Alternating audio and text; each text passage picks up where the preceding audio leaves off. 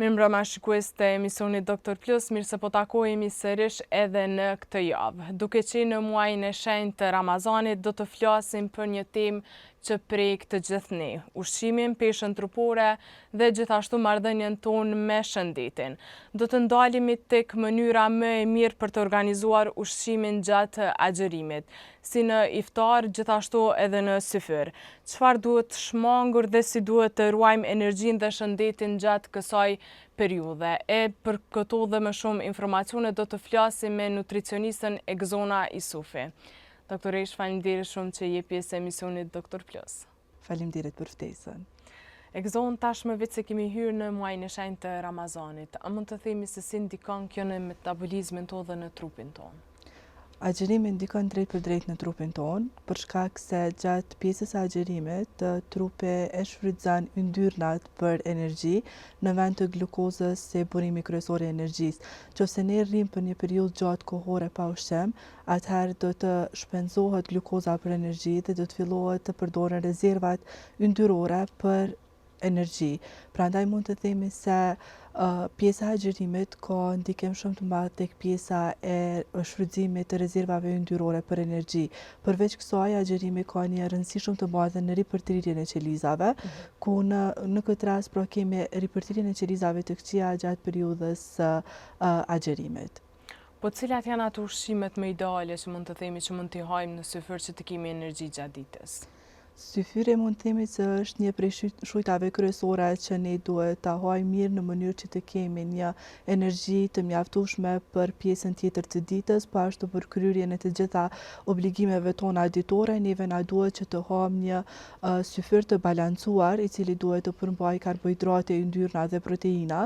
Prandaj është shumë e rëndësishme që këto të kemi një balancë të këtyre në mënyrë që ta japin energji gjatë tërë ditës.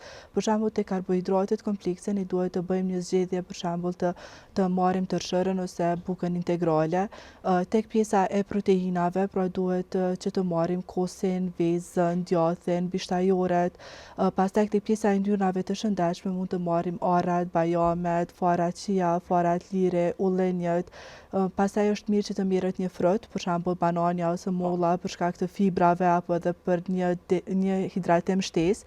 Po ashtu edhe çfarë është e rëndësishme është edhe uji i mjaftueshëm, i cili ka më na ndihmu neve që të parandalojmë dehidrimin gjatë periudhës kur ne do të agjerojmë deri tek pjesa e iftarit. Po tek pjesa e iftarit, mbasi u ndale atë, si duhet me qenë një iftar i shëndetshëm? Iftari duhet të fillohet ngadalë dhe jo të fillojmë direkt me ushqimet cilat janë të rënda, për shkak se neve kam ngadalësu mandej tretin edhe me na shkaktu probleme me stomakun.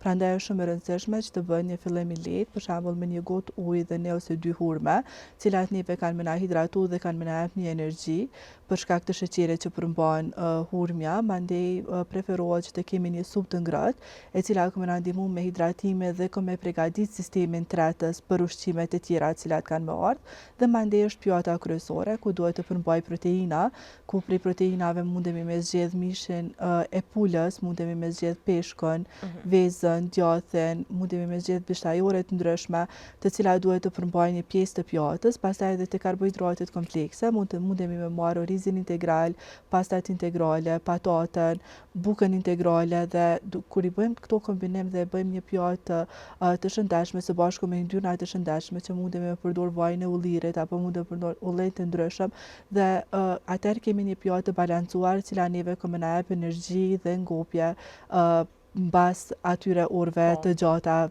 agjerime. Po cilat janë ato ushqime që duhet gjithsesi me shmang gjatë iftarit? Gjatë iftarit është mirë me ushmang ushqime cilat janë shumë të yndyrshme, për shkak se ato kanë me na shkaktu probleme me stomakun dhe kanë me na jep mandej edhe lodhje, dhimbje të stomakut, fryrje, orth të cilat kanë me ndiku negativisht tek energjia jon pas iftarit. Duhet të shmangen ëmbëlsirat dhe ëmbëlsirat që përmbajnë shumë sheqer, për shkak se ato vetëm kanë me rrit nivelin e sheqerit në gjak dhe menjëherë pas një kohe shumë të shkurtër do të bie bie prap niveli i sheqerit në gjak dhe do të bie energjia, po ashtu është mirë të shmangen pijet e gazume dhe pijet me një sasi të madhe të sheqerit, për shkak se ato vetëm se kanë me na e rrit kalorit dhe nuk kanë me ndiku ashtu shumë tek pjesa e hidratimit. Pra zakonisht është mirë të shmangen ato ushqime që ne i konsiderojmë të pashëndetshme dhe t'i shmangim edhe gjatë periudhës së iftarit gjatë Ramazanit. Po kemi edhe kafeinën. Ata persona që janë zu në mëngjes, gjithsesi kanë pi një kafe në mëngjes, si thot populli për me që ilësyt. Si ndikon tash në dehidrimin gjatë agjerimit? Kafeina ka një rol shumë të rëndësishëm të pjesa e dehidrimit të organizmit, prandaj edhe gjatë muajit Ramazanit preferohet që të reduktohet pak marrja e kafeinës, të reduktohet numri i kafeve të cilat pihen gjatë ditës. Ne rekomandojmë që të marrim një kafe në ditë për shkak të ta plotësojmë atë dëshirën tonë për kafe dhe nevojën ndoshta psiqike që e kemi për konsumimin e kafes.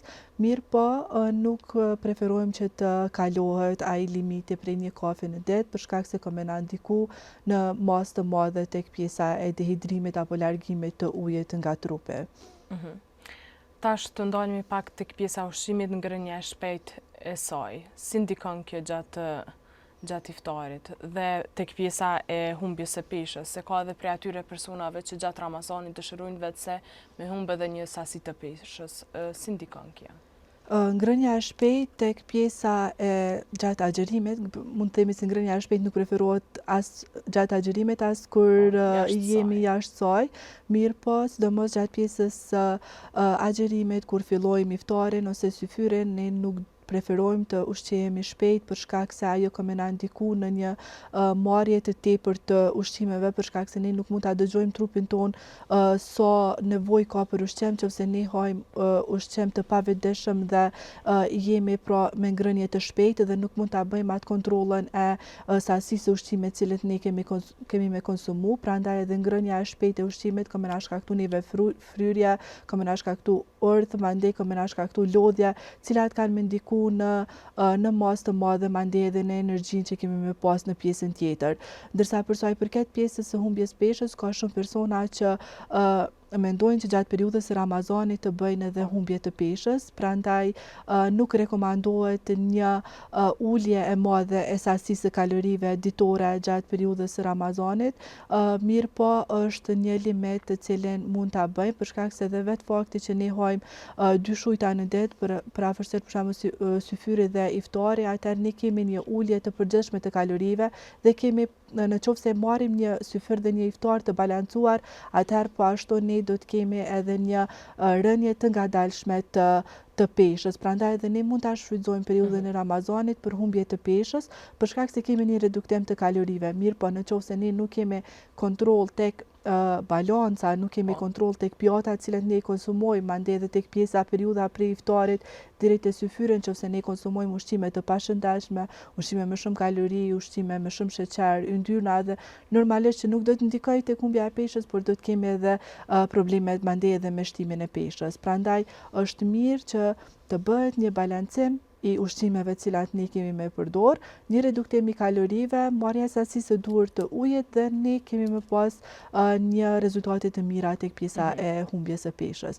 Mirë po nuk preferohet të largohet një shumë kilogram gjatë periudhës së Ramazanit, zakonisht preferohet 0.5 deri në 1 kilogram në javë, në mënyrë që të kemi edhe energjinë e mjaftueshme gjatë ditës dhe këndej të kemi edhe humbjen e peshës dhe të arrijmë ato rezultate të cilat ne po i dojmë. Po si mund ta ruajmë pra edhe këtë ekuilibrin mes traditës, shëndetit, ushqimeve? Ushqimet tradicionale janë pjesë e pashmangshme e dietës tonë, e tavolinave tona familjare, prandaj asnjëherë nuk duhet që të bëhet largimi i një grupi të ushqimeve. Për shembull, nëse ne kemi në tavolinën tonë një ushqim tradicional, atëherë ne nuk mund të themi jo, këtë nuk mund ta konsumojmë dhe po vazhdojmë vetëm me pjesët e ushqimeve që ne i konsiderojmë të shëndetshme, ndonjëherë duhet ta përmbushim edhe atë dëshirën tonë për këto ushqime, prandaj është e rëndësishme rëndësishme që të kemi një kontroll të sasisë dhe po ashtu edhe kombinimi i këtyre ushqimeve tradicionale me ushqime të tjera. Për shembull, nëse ne marrim, nëse kemi pite për pjesën e iftarit, atëherë duhet ta përshtatim me pjesën e proteinave, të marrim sasinë e duhur e proteinave që mund ta marrim përmes kosit, mandej të bëjmë kombinime të tilla në mënyrë që të marrim edhe nutrientët e nevojshëm për funksionimin e organizmit dhe për me pas një energji të mjaftueshme dhe një shëndet të mirë, po ashtu edhe të kënaqim pak veten me këto ushqime tradicionale, të cilat janë pjesë e pashmangshme e traditës tonë, familjeve tona. Po a mund të kemi rezultate pra edhe nëse nuk kemi aktivitete fizike? Rezultatet, ne mund të kemi rezultate në qoftë se nuk kemi aktivitet fizik, për shkak se ne kemi reduktim të kalorive. Në momentin që ne kemi reduktim të kalorive, atëherë normalisht që ne do të vijmë te pesha. Për sa kjo peshë është të shëndetshme dhe sa është të qëndrueshme, kjo është një pikë pyetje, për shkak se në qoftë se ne e bëjmë kombinimin e ushqyerjes së shëndetshme, reduktimit të kalorive dhe një aktiviteti fizik të lehtë, atëherë ne do të kemi një humbje të peshës të shëndetshme, po ashtu edhe të qëndrueshme për një periudhë të gjatë kohore.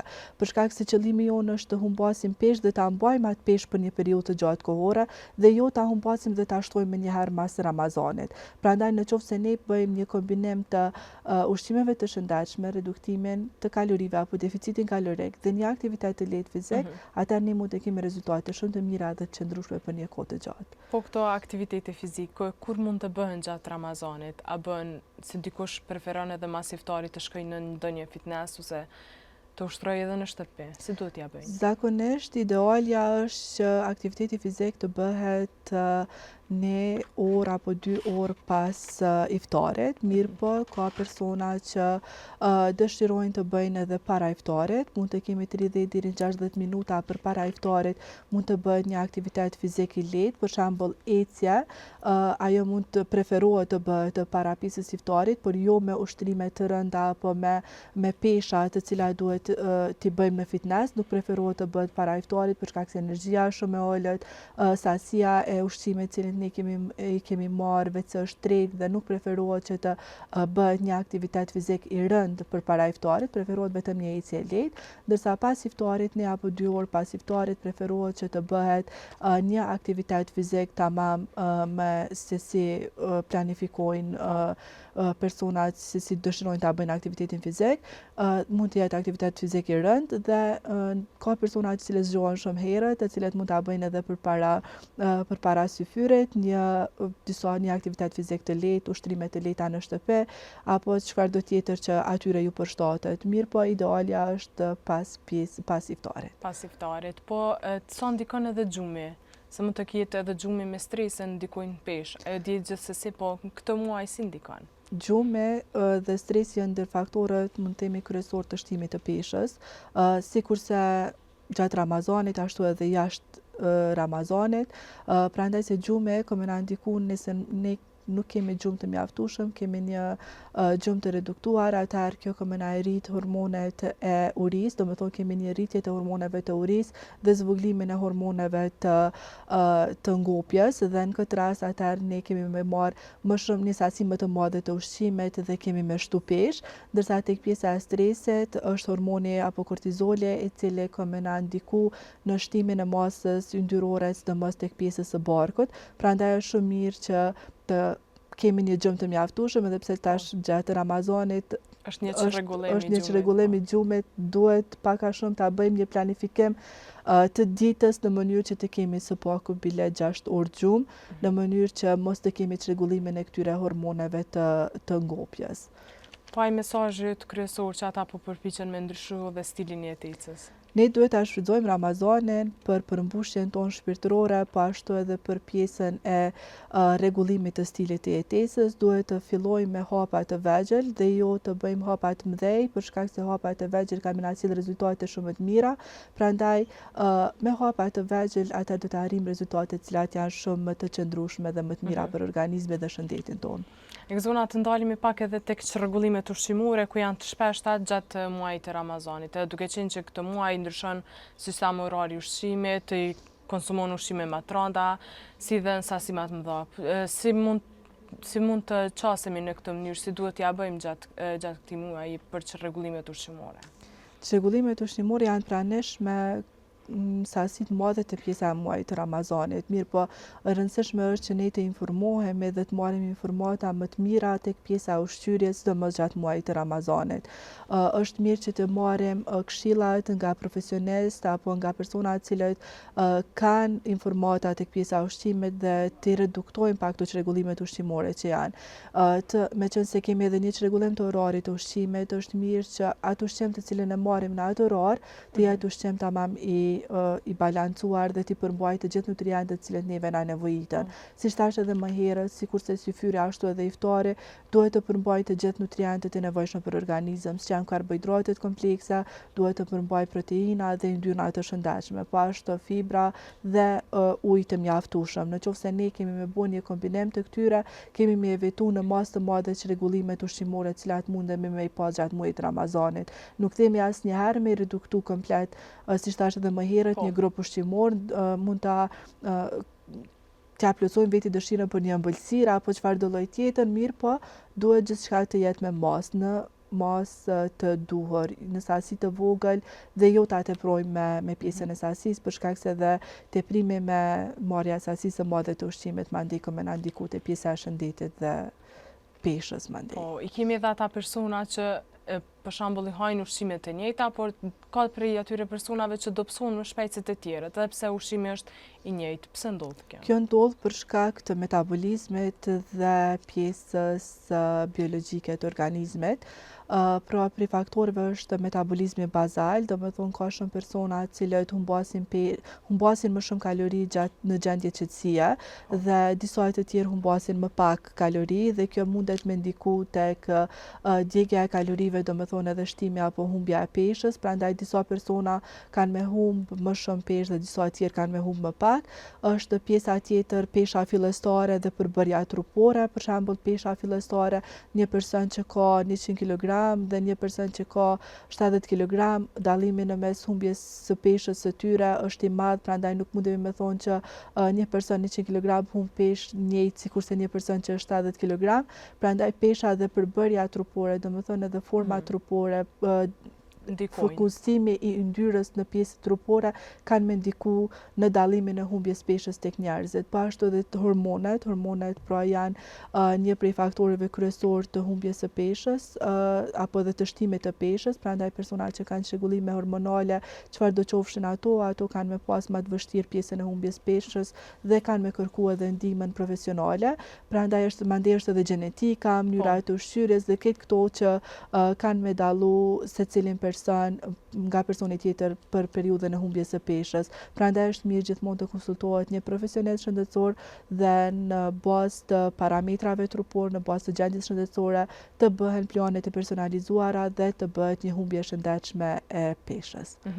Kemi edhe fëmijët të mos i lanë anash dhe ata që kanë atë dëshirën për me agjeru. Nga cila moshë mund me fillu ata me agjeru, me qenë se edhe metabolizmi tyre është më ndryshe se tek një i rritur?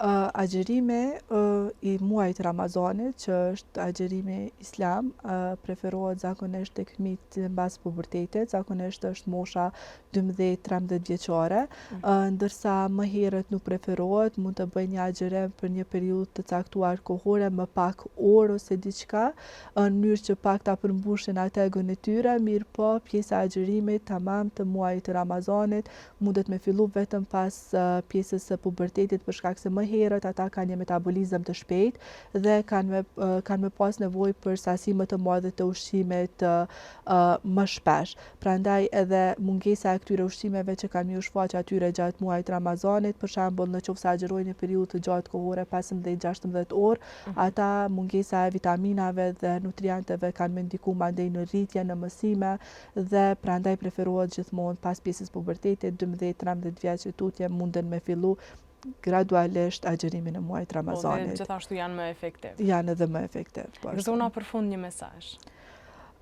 Çdo moment të jetës tonë duhet ta shfrytëzojmë për ndryshimin e stilit jetesës.